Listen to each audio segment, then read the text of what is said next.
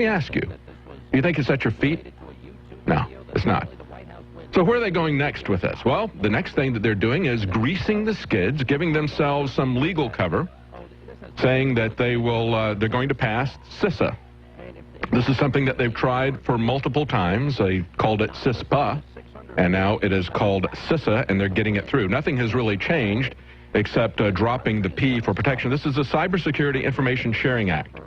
It used to be the Cybersecurity Information Sharing Protection Act, and I guess maybe people said, well, who's getting protected by this? Because this isn't something that is increasing the protection of individuals. You're spying on us. You're collecting our information. It's like, oh, well, it's there. The P is there to protect companies from being sued by you when they violate your privacy. You know, that other P word that they don't like, that P word that's getting banned by the government.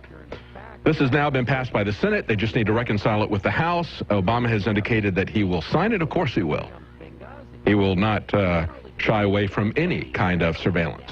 He said we would have the most transparent administration we had ever seen. That's what Obama told everybody.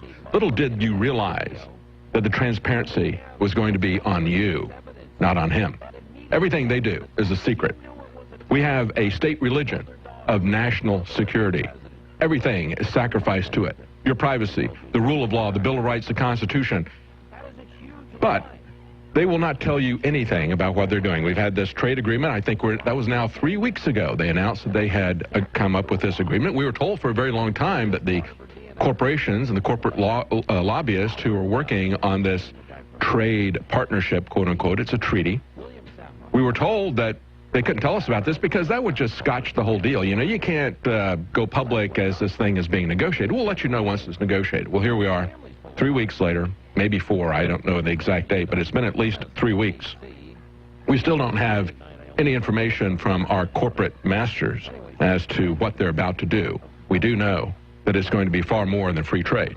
It is going to reorganize copyright. It's going to reorganize national sovereignty. It is going to elevate corporations to the level of government, which, of course, they are, aren't they? If they can tell our congressmen and senators that they cannot talk about what's going on with this agreement because they have to sign a non-disclosure agreement, there's that non-disclosure agreement again, right?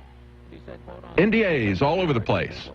Because we're operating in a corporate environment now. We don't have a government anymore. We have a multinational corporations are running this government, so they deal on non-disclosure agreements, and everything that they do is secret. They say although CISA is branded a cybersecurity bill, this is from InfoWorld, and of course this is a tech organization. This is not a political organization. This is a technical organization, InfoWorld. They say although CISA is branded a cybersecurity bill, it does nothing to actually improve the effectiveness of security systems. This is people who understand computers telling you this. It's concerned instead with increasing the amount of information that corporations share with government and protecting those companies from liability for violating a customer's privacy. Yeah, again, like I said, it's going to legitimize it, but it will also put pressure on some of the companies that have been reluctant to turn this over, saying we would experience legal issues. We would be sued by customers if they do this because they didn't want to turn that information over. They didn't want to violate your privacy. Now the government, it was reintroduced in 2013. It was bailed again last year. Any mention of protection was stripped out, and they have now pushed this thing through. And of course, Aaron Schwartz worked very hard to defeat that. I would say that he gave his life to defeat that. I don't believe that he killed himself in desperation. That's the official narrative from the government.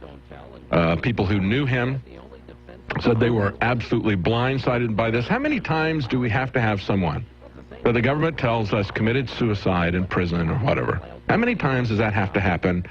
And they're all saying, hey, I'm fine. I'm fighting this to the end, blah, blah, blah. And everybody that they know says they were well-adjusted, they were a fighter, they were going after this, and then all of a sudden they commit suicide.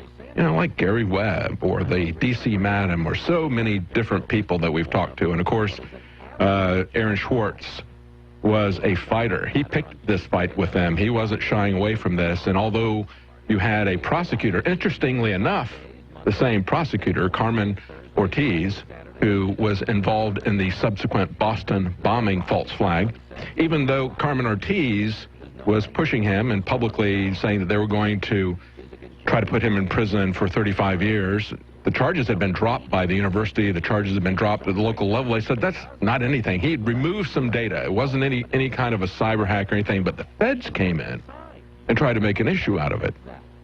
And she got a lot of pushback because she was trying to prosecute him.